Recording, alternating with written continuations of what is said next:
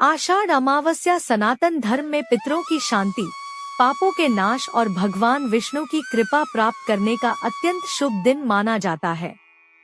इस दिन पितृ तर्पण, दान, स्नान और भगवान विष्णु तथा पीपल वृक्ष की पूजा का विशेष महत्व बताया गया है। धार्मिक मान्यता है कि आषाढ़ अमावस्या चातुर्मास आरंभ होने से पहले आने वाली अंतिम अमावस्या होती है, इसलिए इस दिन किए गए शुभ कर्मों का विशेष फल प्राप्त होता है। कथा। प्राचीन समय में अलकापुरी नामक नगर में एक माली रहता था।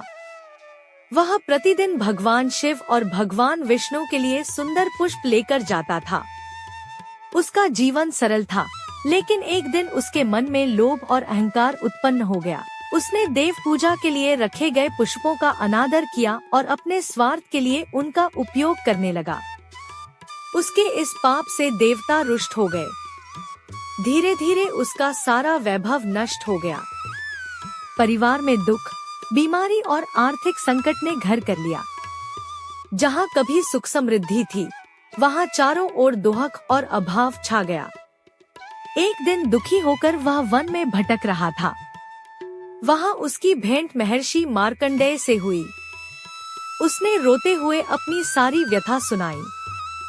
महर्षि ने ध्यान लगाकर देखा और कहा, हे पुत्र, यह सब तुम्हारे पूर्व कर्मों और पितरों की उपेक्षा का परिणाम है।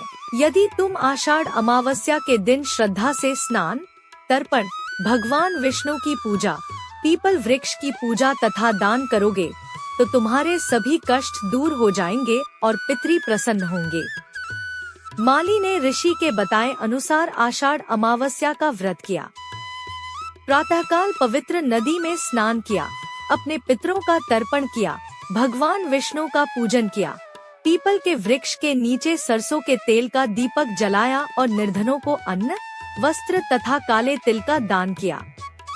उसकी सच्ची श्रद्धा और पश्चाताप से भगवान विष्णु प्रसन्न हुए। पितरों ने भी उसे आशीर्वाद दिया। कुछ ही समय में उसके जीवन के सभी संकट समाप्त हो गए। धन धान्य की वृद्धि हुई, परिवार में सुख शांति लौट आई और उसे अंत में मोक्ष की प्राप्ति हुई। कथा से मिलने वाली शिक्षा। आषाढ़ अमावस्या हमें सिखाती है कि मनुष्य को अपने पितरों का सदैव सम्मान करना चाहिए, ईश्वर के प्रति श्रद्धा रखनी चाहिए और दान पुण्य तथा सेवा के कार्य करने चाहिए।